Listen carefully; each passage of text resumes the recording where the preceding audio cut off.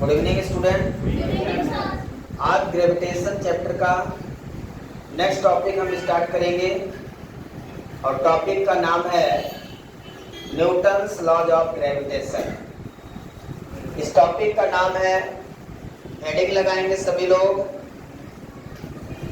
Newton's laws of gravitation. Newton's laws of gravitation.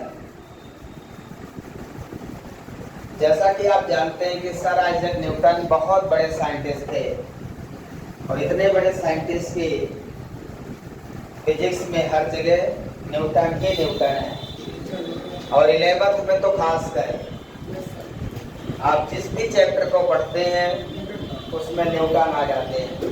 मतलब इतने बड़े साइंटिस्ट रहे होंगे, यहाँ एक चीज की खोज करने में उम्र बीत जाती है और आप पूरी फिजिक्स में देख रहे हैं एक ऐसे इंसान को जो बार बार आ रहे हैं, चाहे न्यूटन्स इक्वेशन हो, चाहे न्यूटन्स मोशन हो, चाहे फ्रिक्शन में हो, चाहे ग्रेविटेशन हो, हर जगह न्यूटन ही न्यूटन है। ठीक है ना। और ये न्यूटन्स लॉज ऑफ ग्रेविटेशन जो हम पढ़ रहे हैं, ये उनके साथ घटित एक घटना है। एप्पल की कहानी आपने सुना होगा, किसी की भी कहानी आप समझ सकते हैं, है ना। तो स्टोरी वही है, इनके ऊपर या इनके पास में एप्पल ना गिरा होता तो, हालांकि जो साइंटिस्ट होते हैं वो हमेशा सोचते हैं कुछ ना कुछ उल्टा। हमारे बगल में कोई गिर जाए तो हम कभी नहीं सोचेंगे क्यों गिरा, गिरता रहता है, हो गया गिरा हो गया। लेकिन उनके दिमाग में क्वेश्चन आया क्यों गिरा। यही डिफरेंस है एक नॉर्मल व्यक्ति के सोच में और एक साइंटिस्ट के सोच में। नॉर्मल व्यक्ति कोई चीज सोचता ही नहीं है, जो जैसा हो रहा है उसको होने देता है। लेकिन साइंटिस्ट ऐसा क्यों हो रहा है वहां तक जाने का प्रयास करता है। तो आइए इनके स्टेटमेंट के हिसाब से इन्होंने क्या बताया, इसकी शुरुआत करते हैं और न्यूटन के अकॉर्डिंग इनके डेफिनेशन क्या है। तो सबसे पहले लिखेंगे definition, according to this law, सभी लोग डेफिनेशन आराम से लिखेंगे। The force of attraction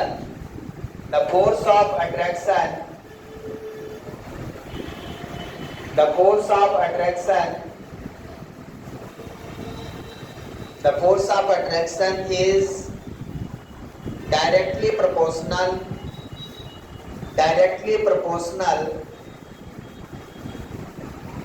The force of attraction is directly proportional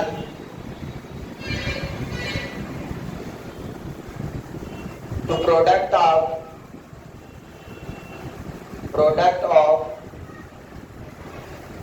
two masses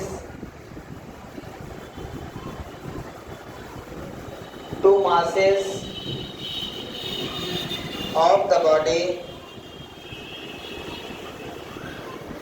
in universe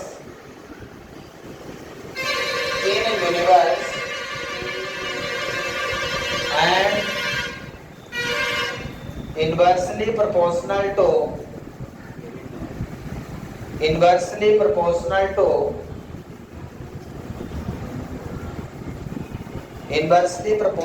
to square of distance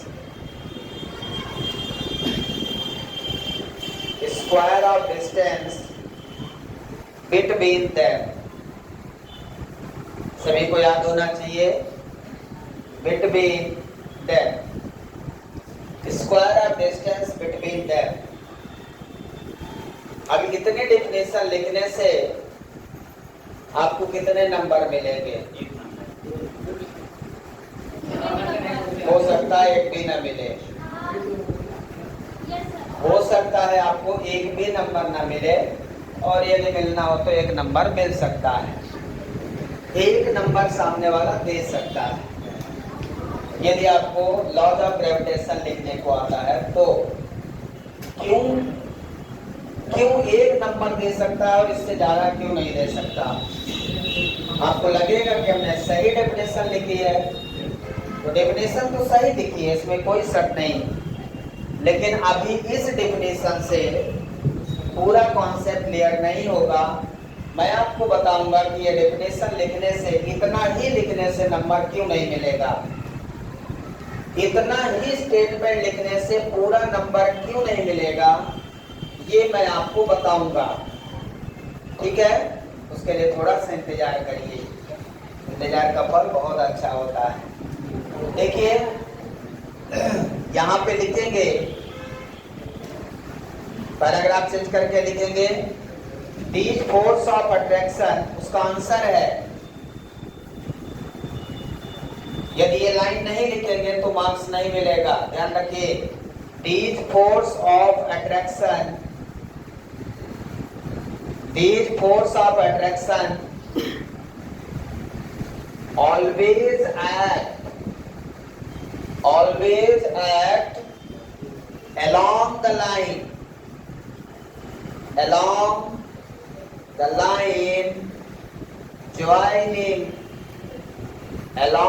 joining between two masses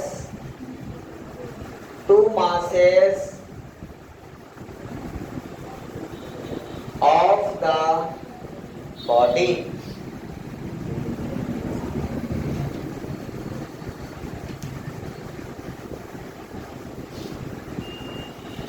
These force of attraction always act along the line joining between two masses of the body. Hence, this force is called central force. Central force. Question है, why it is called central force? Because these force of attraction always act along the line joining between two masses of the body.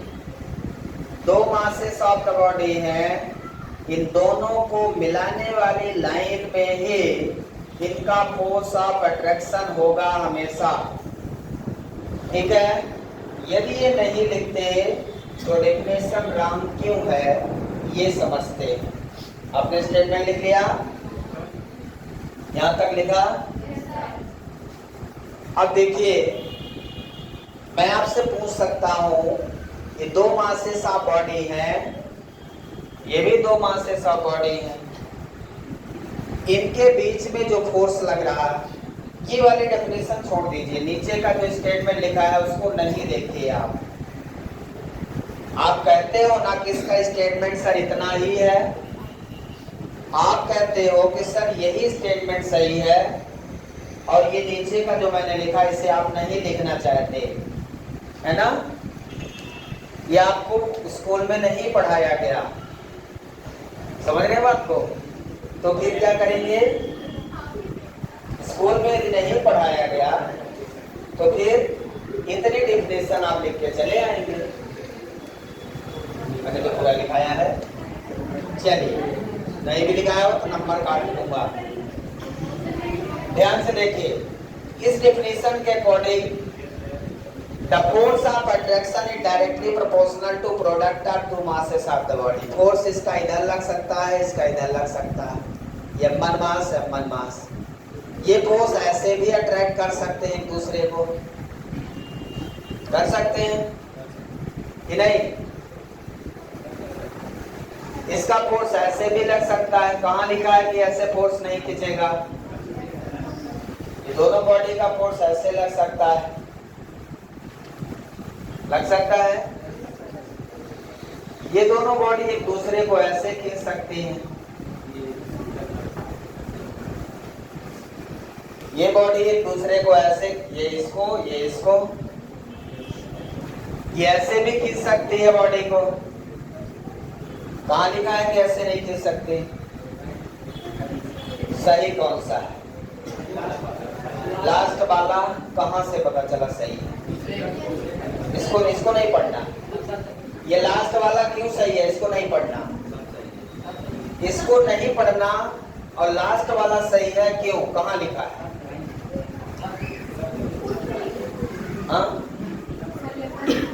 Force of attraction is directly proportional to product of two masses of the body in universe and inversely proportional to square of distance between them।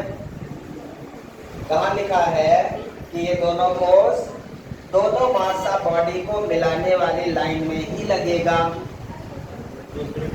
इस एक mass of body को दूसरी mass of body से कैसे मिलाओगे? Line along the joining. जिस प्रकार से उस लाइन को आप ज्वाइन कर सकते हो उसी लाइन में फोर्स ऑफ अट्रैक्शन होगा। उसी लाइन में ये यहाँ लिखा है। ये कहाँ लिखा है? यहाँ पे। These force of attraction always act along the line joining between two masses of the body. Hence this force is called central force। इसीलिए इस फोर्स को क्या बोलते हैं? सेंट्रल फोर्स भी बोलते हैं। और यदि इसे सेंट्रल फोर्स नहीं बोलते तो क्या बोलते हैं? यूनिवर्सल ग्रेविटेशनल फोर्स बोलते हैं। ठीक है, तो क्लियर समझ में आया आपको कि ये क्यों सही है? ये पॉइंट लिखना नेसेसरी है क्या? यदि ये नहीं लिखते तो स्टेटमेंट रॉन्ग हो जाएगा। ठीक है, तो आपको ये पॉइंट लिखना है, ये ध्यान रखिएगा। आप स्टेटमेंट पे आते हैं, इसके नीचे डायग्राम बनाएंगे। दो मासेस ऑफ बॉडी, इसका मास m1 और m2 है और दोनों लाइन को मिलाने वाली लाइन यहाँ पे, मतलब यहाँ पे एक फोर्स इधर और एक फोर्स ये यहाँ पे लग रहा है फोर्स ऑफ ग्रेविटेशन। क्लियर है? दोनों बॉडी के बीच की डिस्टेंस स्मॉल d या r भी लेते हैं, इससे कोई दिक्कत नहीं है। दोनों के बीच का डिस्टेंस क्या है? Small d। अब ये डायग्राम सही है। अब आते हैं अकॉर्डिंग टू डेफिनेशन। बिठा दे इसको।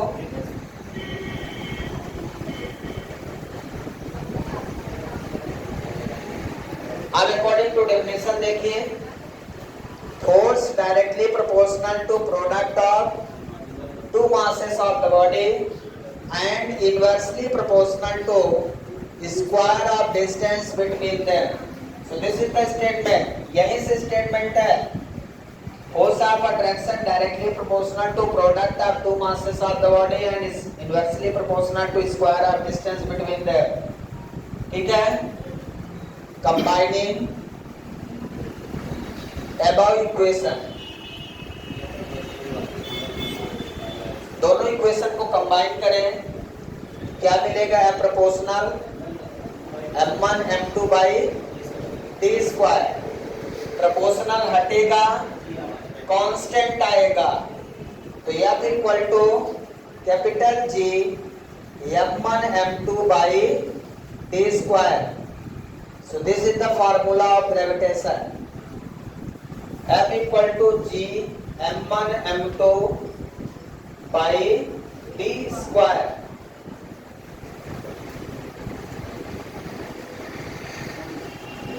What is capital G?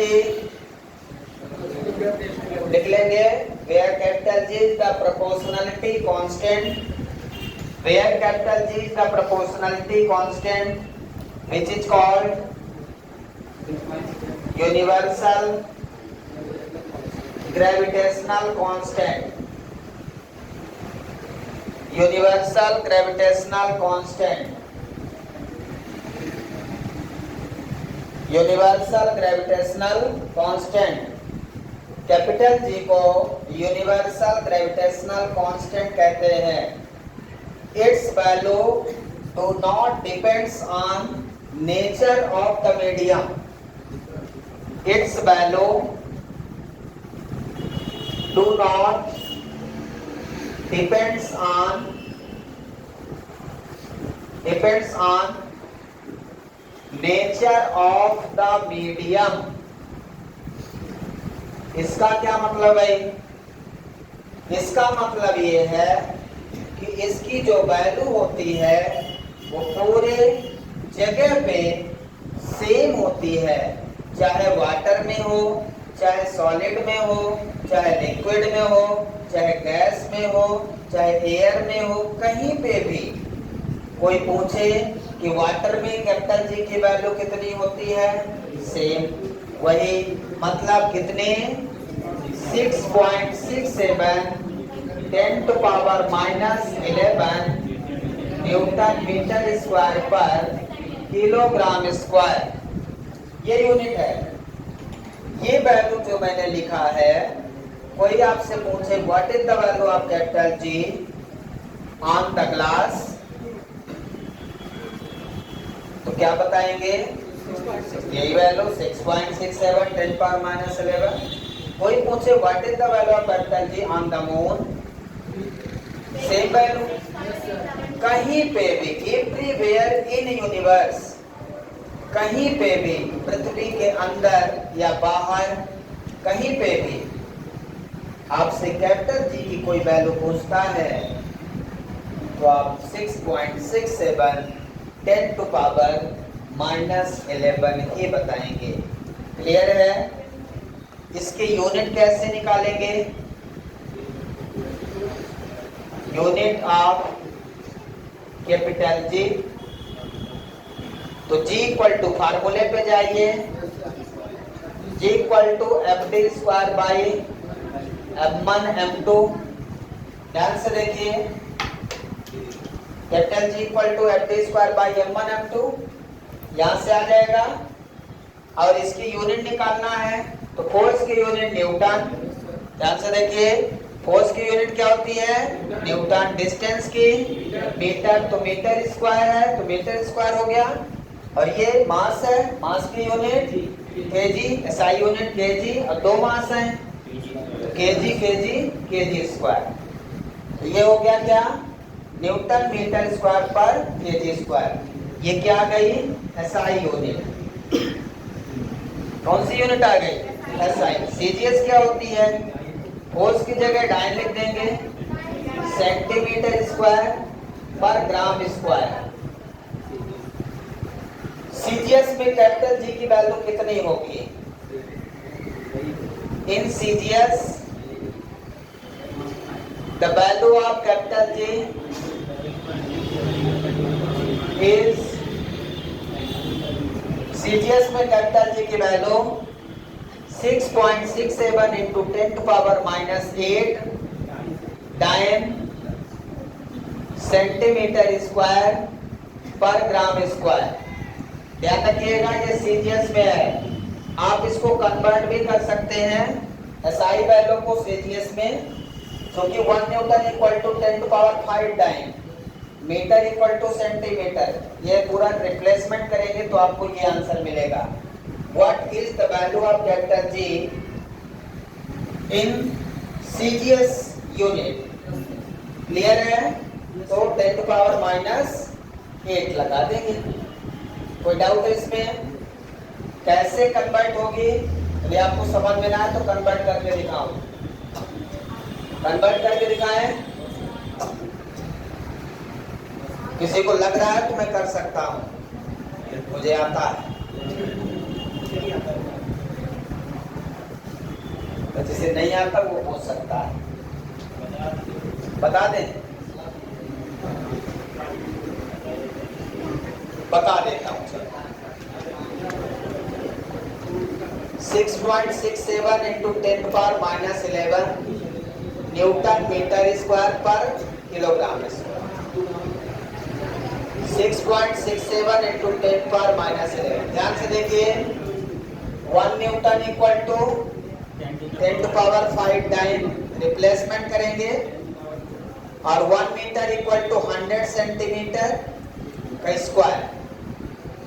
1 metre equal to 100 को 10⁻² लिख दिया, 100 सेंटीमीटर और स्क्वायर लगा तो स्क्वायर लिख दिया।